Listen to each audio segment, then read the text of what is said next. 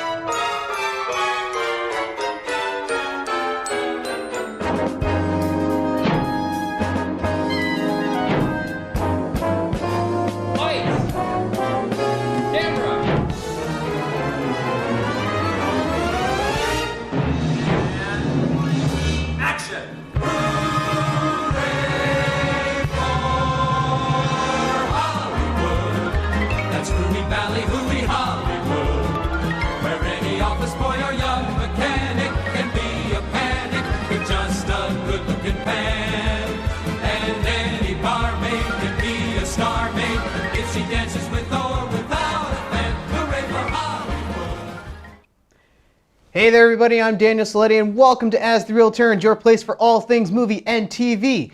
And of course, we have a great show for you lined up, but also of course, we're going to do our entertainment update before we go anywhere. So take it away.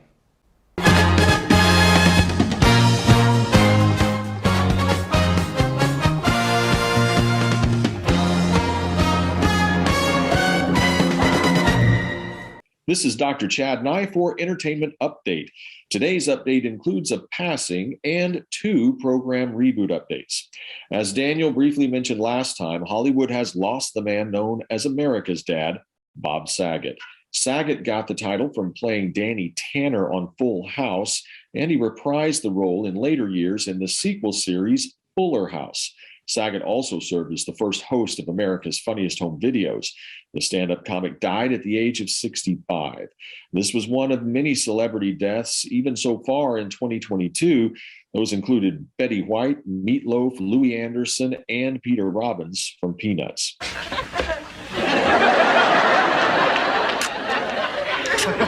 Good face, Dad. Is everybody all right? Where's Stephanie? We're all fine. Stephanie's at dance class. Look at this house! Look at this kitchen! Look at this mess! I just waxed the floor!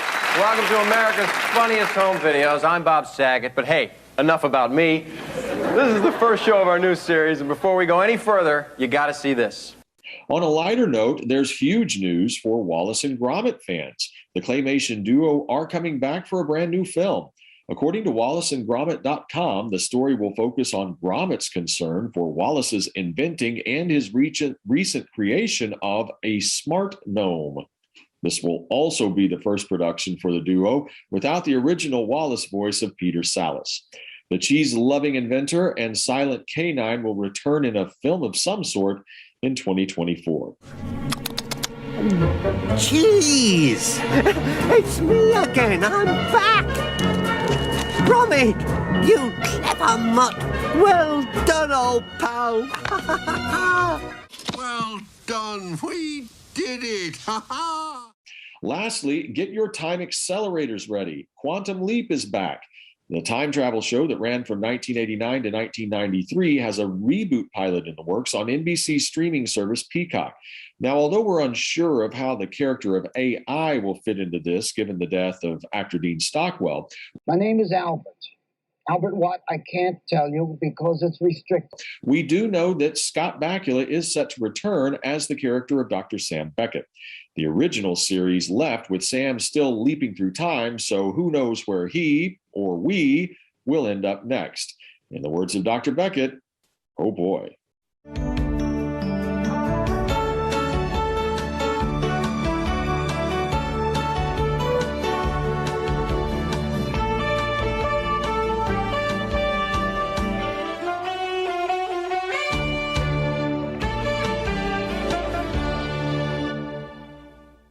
This has been Dr. Chad Nye for Entertainment Update.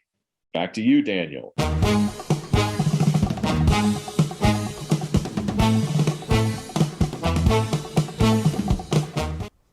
Well, thank you once again, Dr. Nye, for doing the entertainment update. It is so cool to have you do it. And I certainly can't wait for a lot of those things, especially, you know, with the new Wallace and Gromit and Quantum Leap returning with the adventures of Sam Beckett and Al. I'm sorry, it's Al. But that's never mind.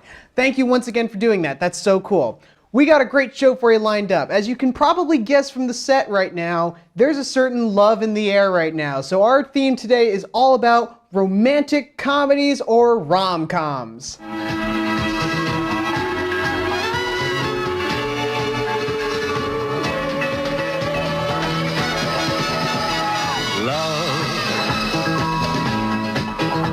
Exciting and new. Come aboard. We're expecting you.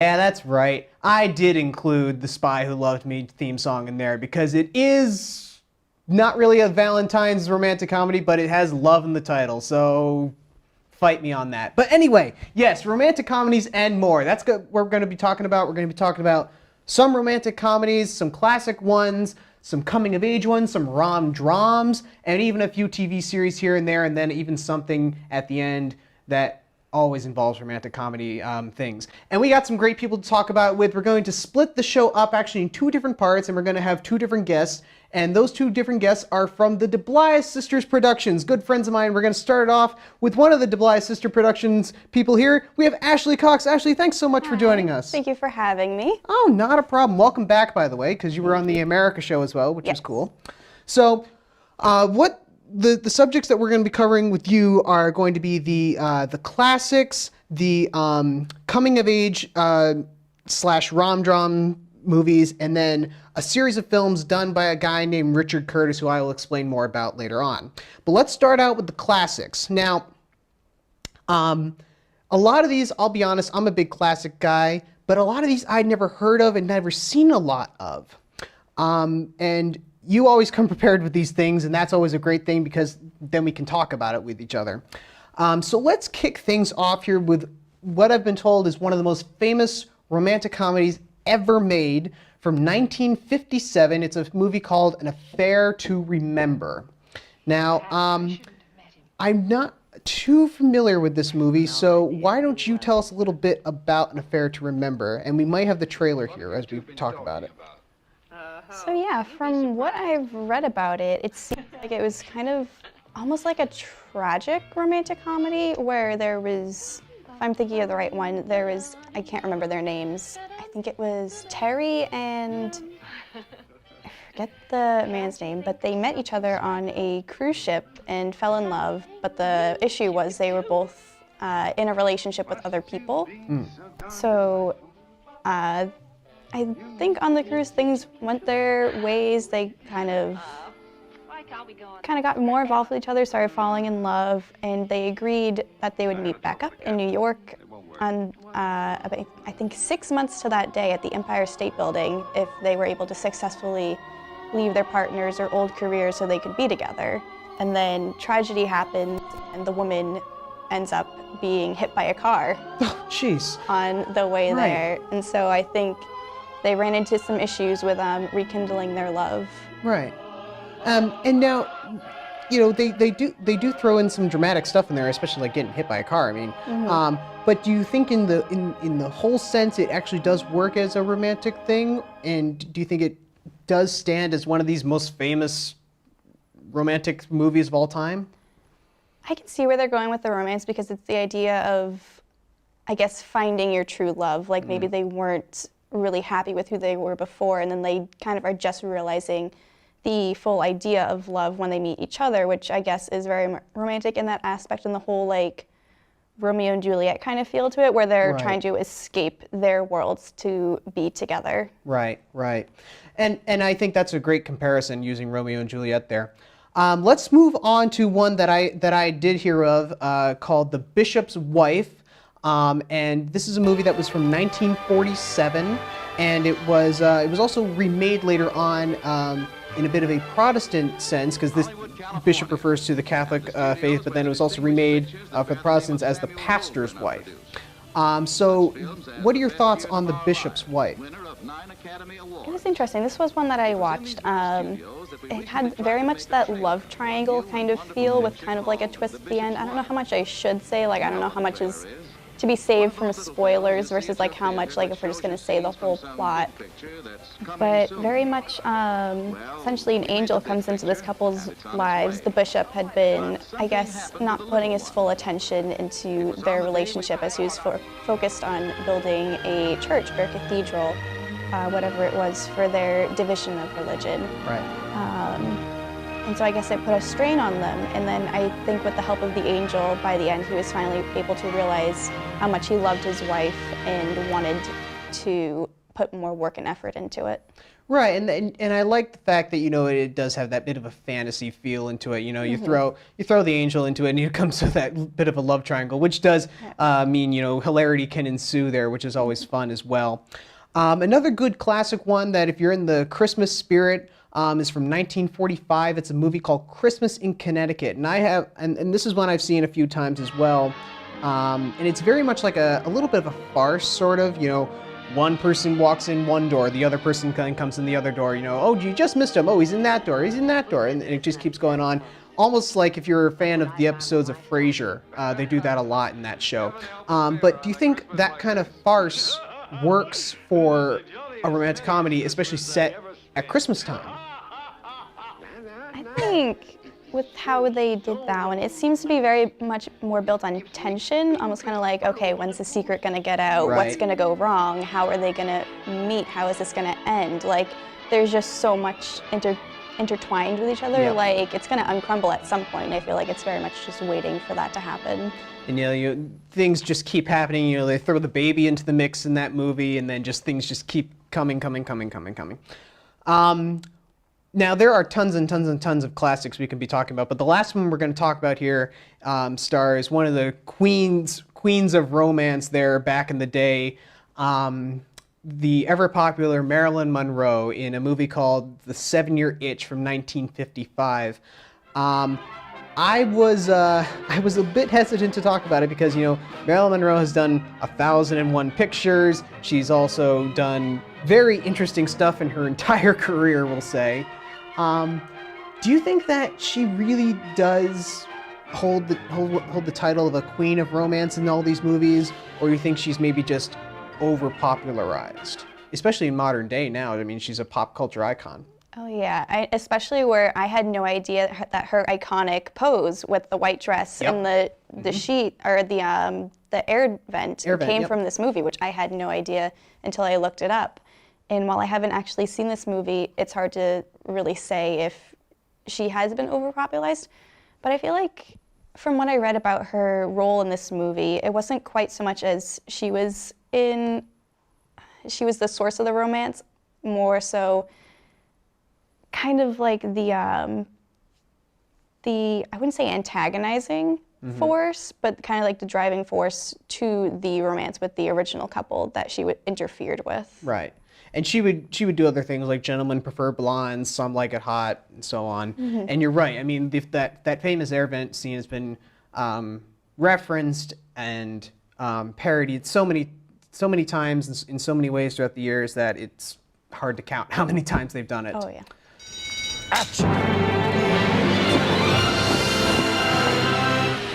Sweetheart, don't look at me like that. It's gonna be amazing.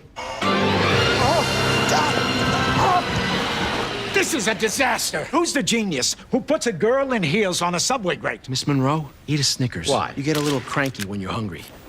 Better? Much better. This scene will never make the cut. Morons. But let's move on now, because I mentioned we're going to do a lot of jumping here, by the way. And so we're going to now jump now. And we're going to talk about a guy named Richard Curtis. Now, if that name doesn't sound familiar to you, that's understandable, because I'd never heard of this guy either, and I don't think you had either. I have not.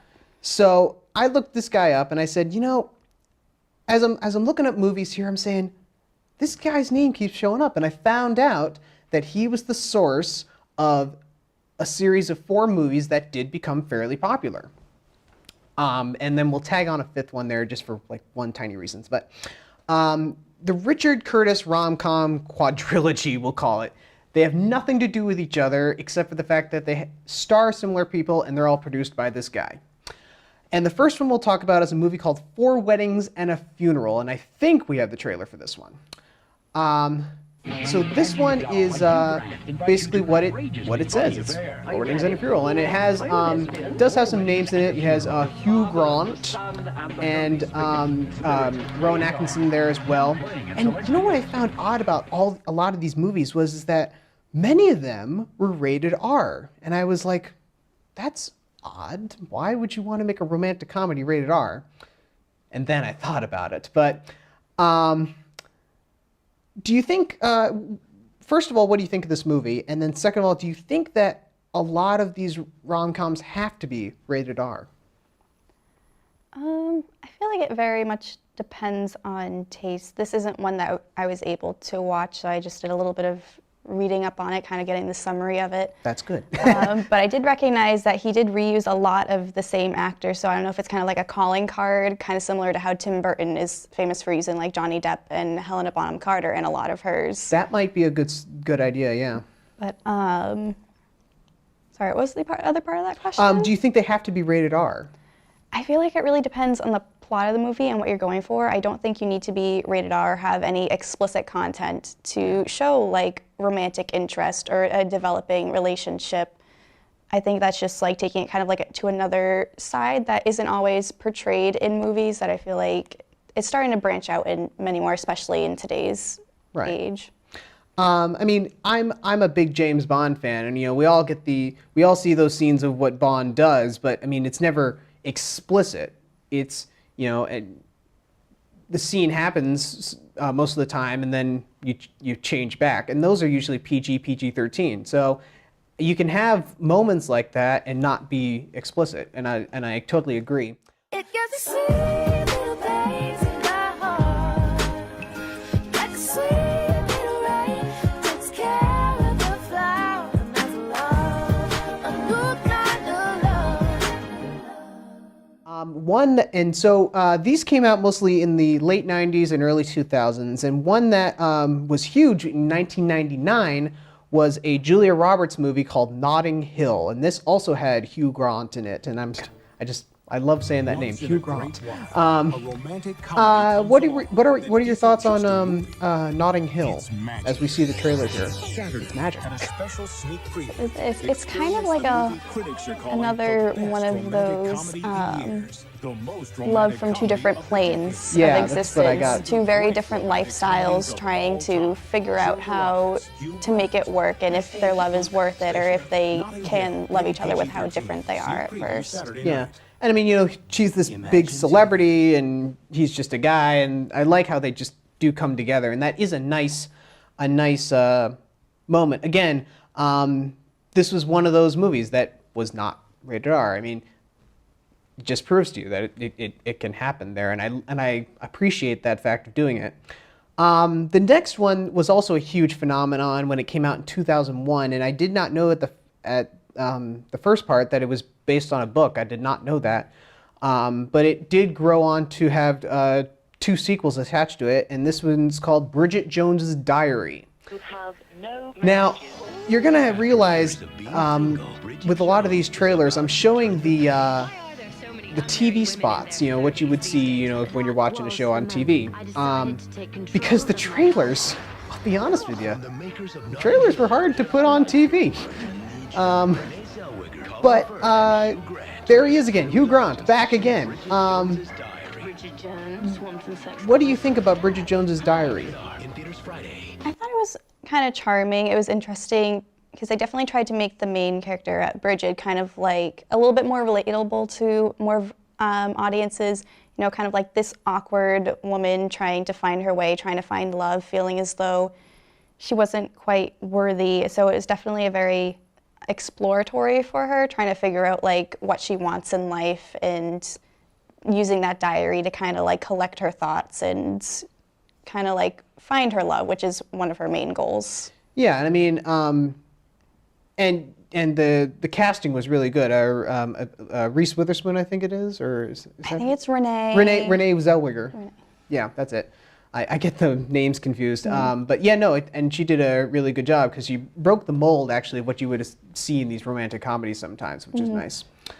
The last of these quadrilogy here was one that came in 2003, and this is a huge deal because it's one of those movies that, I'm going to watch when it comes to Valentine's Day and stuff like that. Love Actually. Love Actually has a lot of lot of fame attached to it. Again, a lot of the same repeating names here. Now, and and that's what I thought. Hugh Grant again, and we saw Rowan Atkinson, Alan Rickman. That's his name, Alan Rickman. And this is the movie where you see that famous scene with the cards. He shows up at the door, Merry Christmas, blah blah blah. So this is also this movie that is seen a lot at Christmas time too. Why is this movie, out of this quadrilogy and out of the ones that we talked about, why is this movie such a big deal? I feel like this one was really pushed because it did have a lot of big names. In addition to those, there was also Colin Firth, who was in a lot of the other previous movies. Liam Neeson showed up in it as well. So a lot of big names. So it was probably also like very attention grabbing. Yeah. I think just because there's so many different storylines, it did make it a little bit hard to follow. I feel like you couldn't get fully involved into one story because it did jump around between, I believe, like 9 or so different scenarios. Yeah. But they all had a way of being interconnected to each other, which was interesting, which kind of shows like sometimes, it's a small world after all. We all know each other. And I think kind of dipping into a little bit of realism, they were kind of more realistic like scenarios than other ones might put people into. Yeah. So more relatable to audiences. Yeah, I get that as well. I will say that Bridget Jones and Love Actually are also rated R, and I'm mentioning that as well because to anyone who does want to see these, fair warning. One more that I include in here because just of a repeating cast member, Richard Curtis did not have anything to do with this one, was another big deal movie when it came out in 1990 with Julia Roberts and Richard Gere, Pretty Woman. Now, this is a big deal. It was Julia Roberts' big breakout role movie, and basically Richard Gere picks her up off the street and kind of teaches her to become this fancy lady, sort of. Again, did not know it was rated R because I thought, big deal movie like this, especially done by Touchstone. I know it's Disney's edgier company at the time, but I mean, nevertheless. Simple premise, but do you think it is as big as it's supposed to be? I would say so. Personally, I haven't seen it myself, but even not having seen it, the title. It's a very commonplace, like, people know it. So I feel like it's definitely reached out there. Yeah, and it's a heck of a song, too. Great song. You're on your own. I have to go back to work. You look great. She has my card. And we'll help her use it, sir.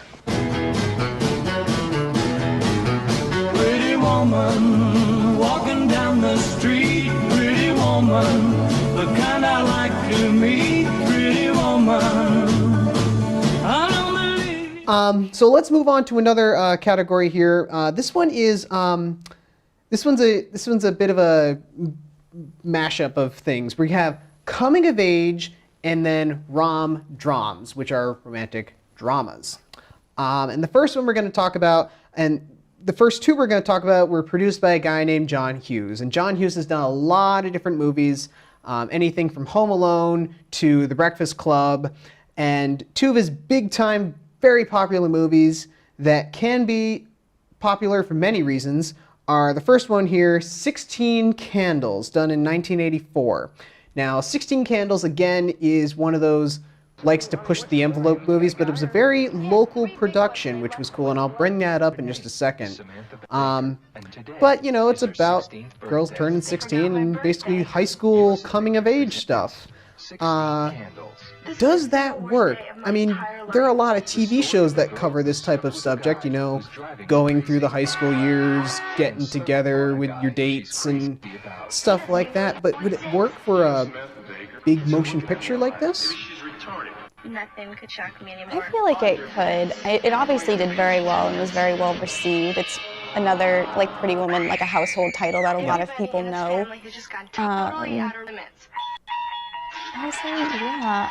I think coming-of-age stories kind of like hers are used quite a bit because I feel like they're trying to kind of reach an audience that they expect to go through like a similar situation, even though a lot of the coming-of-age movies like this and the other ones that were in this category, not exactly the most relatable to most teenagers. Yeah, I mean, it's stuff you have to remember. It's a movie. We're gonna ham it up a little bit and stuff like that. Definitely for the entertainment. Oh yeah, and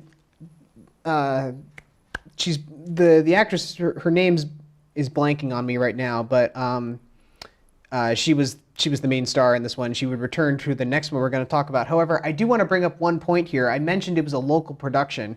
It was a lot of it was focused in Chicago, and then also a few other scenes as well. But I actually brought a prop with me today. I brought a sign. Now this may look like just a normal Dolby Digital sign, but on the back I have placed a sticker here, and the sticker says "Soundstage sign from 16 Candles." So this was a soundstage sign from the set of 16 Candles. And this was given to me by a friend of ours in New Jersey who was an extra in 16 Candles. If you look close in the dance scene in the hall, there's going to be a line of boys standing against a wall. And he is in that line. He's plain as day right there. And then he's also in the opening shots on the bus as well. So thank you, Gordy, for the sign, and thank you for the info. It is so cool to know that you were in 16 Candles.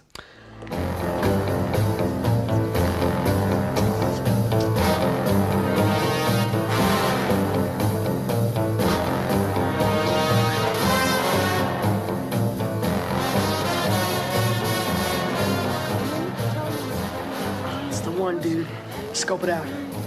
She doesn't look like a freshman. Sophomore, dude, sophomore. Fully aged sophomore meat. Another John Hughes film that has the same actress in her, and I do apologize for not knowing her name. But it's called Pretty in Pink, and this came out 2 years later in 1986. Again, with 16 Candles and a lot of these, I am just in the dark about a lot of them. I know they are coming of age, and I know a lot of the people in them. Like, the other one had Anthony Michael Hall in it, this one has John Cryer, but I'm in the dark about it. So, what do you think about Pretty in Pink, and do you think it's similar to 16 Candles, especially ignoring the fact that they both have actress Molly Ringwald? I would say they do kind of have a similar plot. It kind of falls after that love triangle where the main actress has the crush on the bad boy or the rich guy or the type of person that tends to be popular. Whereas there's somebody more in like her social group or somebody who thinks she isn't, kind of like a different one to her that's kind of after her that she's not into. So I definitely saw some parallels there. Yeah. I mean, you know, we can definitely see that here in the trailer that John Cryer is the bad boy in it, and I bet looks like he's having the time of his life in it. I mean, because everybody wants to play that role. And do you think it was kind of like what Richard Curtis was maybe going for with using Hugh Grant again and again, Colin Firth again and again? Do you think it was something he had with Molly Ringwald? Do you think that she fits in both movies, or do you think that he should have gone with someone else? I think she did play both the roles very well, and I think it could have just been like a recurring thing. This definitely seems to be like where her career was taking off, so definitely getting her as the new up-and-coming star to be in a lot of things and as like a calling card actress, I suppose. But I can't say who would play it better because you never know until they're actually in that role. Right. But I think she played them both very well. Well, let's just hope. I mean, you know, as edgy as these movies are sometimes, they are masterpieces in their own right. So let's hope they don't remake them at any time soon. When it comes to a lot of movies, especially in the 80s and 90s, and still today, they bring in a lot of singers to do acting, and sometimes singers don't do the best. Again, I referenced James Bond. I recently rewatched A View to a Kill. Grace Jones, not so good. Ooh. But in 1987, one singer made one of her debuts as an actress. It is Cher, and one of her first big movies was called Moonstruck. Now, this is a rom-dram. And this is a rom-dram that has Cher and a very, very, very young Nicolas Cage. That's right, you have to say his name like you're shouting at the top of your lungs. And basically, it's just, you know what the story of this is? Really, you know, two lovers, they see the moon and they get together. And we also have John Mahoney in this movie, and we also get the famous Cher line. There's Nicolas Cage. We get the famous Cher line, "Snap out of it!" Slaps Nicolas Cage across the face. Lots of questions can be posed at this movie. You know, is Cher a good actress? Do you think Nicolas Cage could play a romantic role like this? Is it weird to call a movie Moonstruck? Anything. Any of those points, any of those questions interest you about this movie? Ruin my life. That's impossible. I don't know. I think because obviously Nicolas Cage nowadays is known for like the more action-packed movies, National Treasure, other things like that. But I don't think it ever hurts for them to try to branch out and try different genres. From the clips that I saw, he seemed to play this character very well. He seemed very kind of a neurotic character at first, very all over the place with emotions, trying to rebalance and find more of a sense of purpose in his life after he kind of lost his. Yeah. And I mean, do you think that Cher, who was mainly known as a singer, who did, you know, I won't say that this was her first acting role. I mean, she had done other bits and pieces of playing herself, basically, but this is like a role here. Do you think she does a good job? Or do you think she's a good actress, period? I feel like she has. I know we'll definitely come to her in a little bit in another movie that she was in, but from what I've seen, I feel like she definitely carried them very well, because the two different characters that she played in the movies that we'll talk about were pretty different, personality-wise, emotion-wise, so I think she handled the differences between them very well. Yeah, absolutely. I mean, we saw in the trailer there the famous snap out of it there. So yeah, I recommend this movie for sure. It's a good one. I liked it. And if you want to see a young Nicolas Cage, it just seemed to do something different. It's worth it. If you want to see more young Nicolas Cage, may I recommend Peggy Sue Got Married with Kathleen Turner and Catherine Hicks. So very, very cool. Yes, you mentioned we'll do another Cher movie, and we're going to talk about it right now, actually, from 1990. This is an interesting movie. It has very nothing to do pretty much with the title, but it's a movie called Mermaids. Now, if you thought it was weird to have Cher have a romantic movie with Nicolas Cage, dare I ask, is it stranger to have for Cher to have a romantic movie with Bob Hoskins? Yeah, Bob Hoskins, the guy who played Smead in Hook, and then from one of my favorites, Eddie Valiant from Who Framed Roger Rabbit. That's how Rachel liked it. And, you know, every time Bob Hoskins is in an American movie, I mean, he's a Brit, but he uses that same New York accent. He uses it in this, Eddie Valiant, and, well, not in Hook, but, so, we also have some other stars in this. We have a very young Winona Ryder, who, you know, this is one of her big movies. She would also go on to do other big things currently, a little show called Stranger Things. And then, as her first movie, Christina Ricci, who would go on to be Wednesday Addams, one of my favorite roles by her, and then a few other things in the future. You said this was a lot different from her role in Moonstruck. Why is that, and do you think having all these stars in this movie helped it out?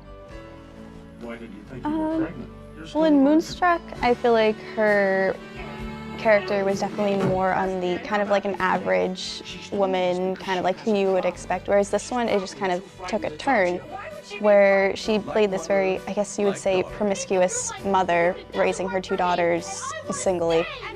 And from the time era that the movie is set in, because it's set in the 60s, it's something that wasn't quite common at that point. It would almost kind of be looked down upon.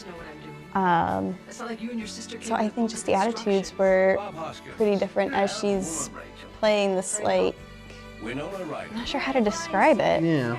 But this very open and bold woman.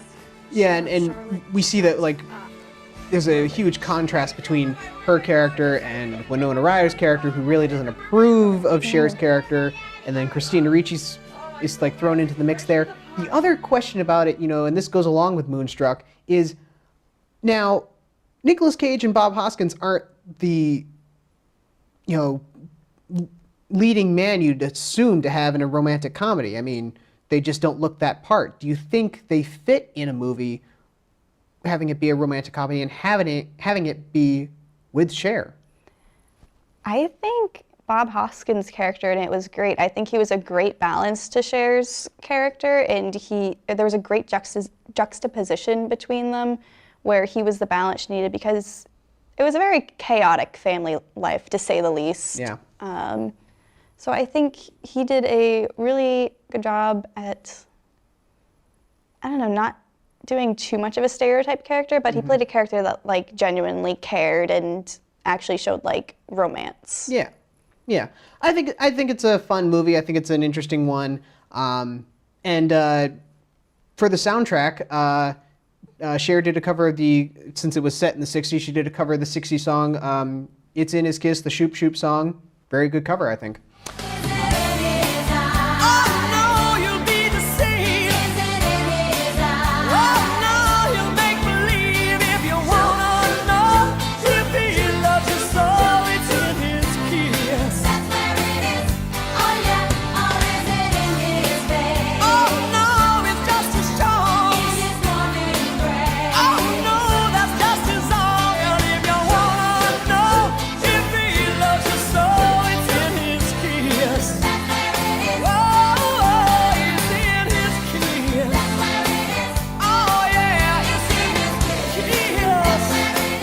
The last one we're going to talk about in this rom-dram section was a remake, actually, but we'll mention the original as well. It was a movie, the remake done in 1995 called Sabrina. Now, this was a remake of a film with one of my mom's favorite people, Humphrey Bogart. We swapped Humphrey Bogart out for Harrison Ford. Now, this is one of those roles where Harrison Ford is kind of out of his element. I don't really see him in a romantic dramedy comedy type movie, because, you know, I want him to have a fedora and whip in his hand. That's just me. Or some people want him to see in a sci-fi. You guys work Sundays now, huh? Would you have cast Harrison Ford in this role, and do you think it does justice, or do you think it was kind of not necessary to remake a Humphrey Bogart movie? I think the remake was really well. He played his part well. It's hard to say whether I would cast somebody, because I'm not a casting director, so it all depends on, I guess, what the director wants for it. I felt like his character was a little bit flat emotionally. Like, he would go from these huge turns of being interested in Sabrina to not, to slowly falling for her, which I think you could tell subtly. But I didn't feel like, it didn't seem like his character was fully into it. Right. Right. And I mean, this is one of those movies that it always shows up at this time of year, especially in February, you know, all these romantic comedy movies. This one shows up. I rarely ever see the original, which is a shame, but I guess Harrison Ford trumps Bogart. I don't know. I wouldn't agree to that necessarily, but yeah, I mean, if you get a chance to watch both, I do recommend both. I like them both. And yeah, I think they're both winners in my book. You're the world's only living heart donor. or the magic that we see here. We can't be sure we'll be here in the morning with the moon away.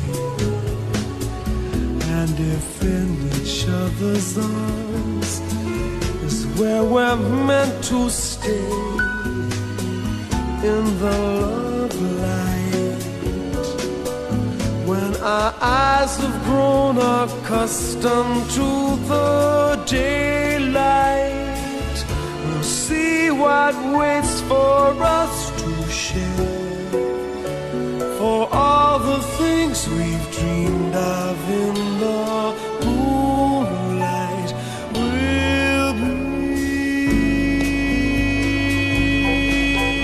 I'm going to add it in later on, but we're going to play a quick game because this is where we have to say goodbye to you. We're going to play a quick game called Who Are You?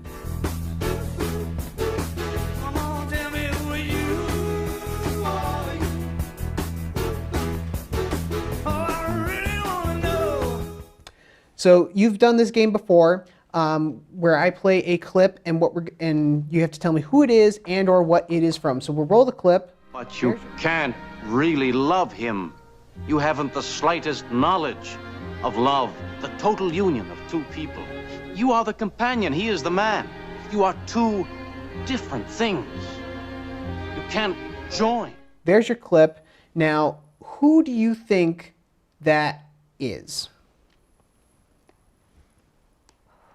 I honestly have no idea. I am completely blanking on all of the classics. You did hear it was a little bit classic in Yeah, there. it had kind of like that old kind of like tinge to it with like the kind of like old-fashioned kind of sound design. And I did mention the delivery. The delivery was a hint. But the answer is, yes, the answer is actually it is, well, you know what? I don't want to reveal it. I tricked you all. I don't want to reveal it yet because we're going to have your partner in crime here come on, and we'll hear her guess and we'll reveal the answer at the end. How's that? I guess we'll see who wins the point. It's probably going to be her. 10,000 points, I tell you. Well, Ashley, thank you so much for joining us on the show. It has been so much fun, and thank you for knowing so much about these movies. It's so cool to actually talk with someone who did some research and can educate not only me but the viewers and even yourself too, which is cool. Absolutely. So I think it was good, and definitely check out DeBly Sisters Productions. They do a lot of fun stuff. They do a lot of horror stuff. They collaborated with me on a few things, which is really cool. So check them out. They're on YouTube and all the fun stuff like that. So until next time, I am Daniel Saletti. This has been As the Real Turns, and we will see you next time. That is a wrap.